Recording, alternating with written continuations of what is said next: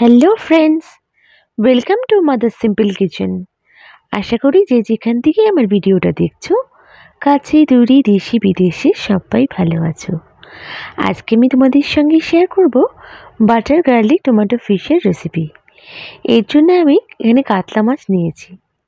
তোমরা এটা যে কোনো মাছ দিয়ে করতে পারো, রুইও নিতে পারো, কাতলা বা আর যে কোনো মাছ দিয়ে এটা করলে ভালো লাগবে।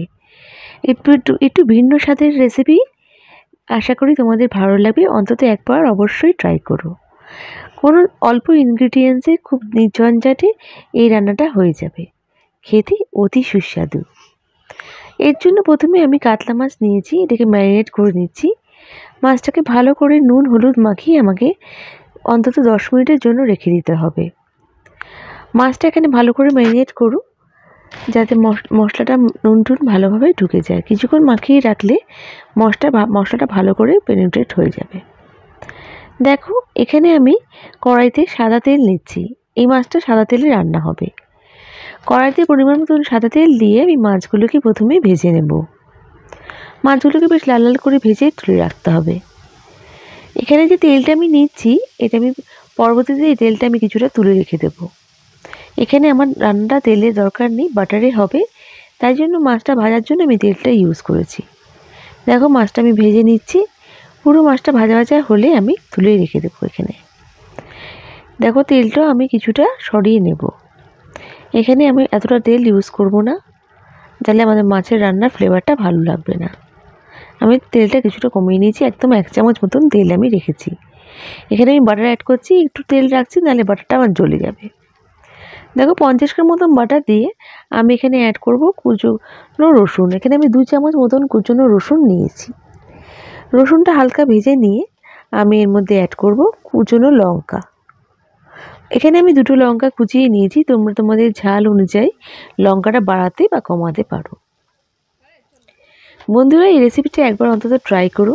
খুবই কম ইনগ্রিডিয়েন্টে অতি কম সময় রান্নাটা ইনস্ট্যান্ট হয়ে যায়। খেয়ে একবার দেখো। আর এখানে আমি রসুনটা কিন্তু ভাজা ভাজা করে নিতে হবে। রসুন আর লঙ্কাটা ভালো করে একদম ভাজা লাল লাল করে ভেজে নিতে হবে, তাহলে ফ্লেভারটা ভালো আসবে বাটারের সাথে। এরপর আমি এখানে অ্যাড করেছি টমেটো পিউরি। আমি এখানে টমেটোটা বেটে নিয়েছি, 4টে মতন টমেটো নিয়েছি। স্বাদ অনুযায়ী নুন দিলাম, 1 চামচ মতন মিষ্টি দিচ্ছি, আর 1 চামচ মতন গোলমরিচের গুঁড়ো। ব্যাস, আমার রান্নাটা প্রায় হয়ে আসছে। শুধু মাছটা আমি অ্যাড করে কিছুক্ষণ ঢাকা দিয়ে রেখে দেবো। বন্ধুরা, আমার রেসিপিটা যদি ভালো লাগে প্লিজ লাইক করো, আর নতুন বন্ধুরা আমাকে সাবস্ক্রাইব করে আমার পাশে থেকে যেও, আর বেল বাটনটা প্রেস করো, যাতে আমার রান্নার নোটিফিকেশানগুলো সবথেকে প্রথমে তোমরা পেয়ে যাও। তোমাদের এক একটা লাইক কমেন্ট আমাকে মোটিভেট করে নতুন নতুন রেসিপি নিয়ে আসার জন্য। সব বন্ধুরা প্লিজ এভাবে কমেন্ট করো আর আমাকে এগিয়ে যেতে সাহায্য করো। দেখো, এখানে কিছুক্ষণ ঢাকা দিয়ে রাখার পর আমি এখানে ধনেপাতা দিচ্ছি, আর আমি 1 চামচ মতন বাটার দিয়ে এটাকে সার্ভ করে দেবো। ব্যাস, আমার রান্নাটা একদম রেডি। আমার রেসিপিটা কেমন লাগলো আমায় কমেন্ট করে নিশ্চয়ই জানিও।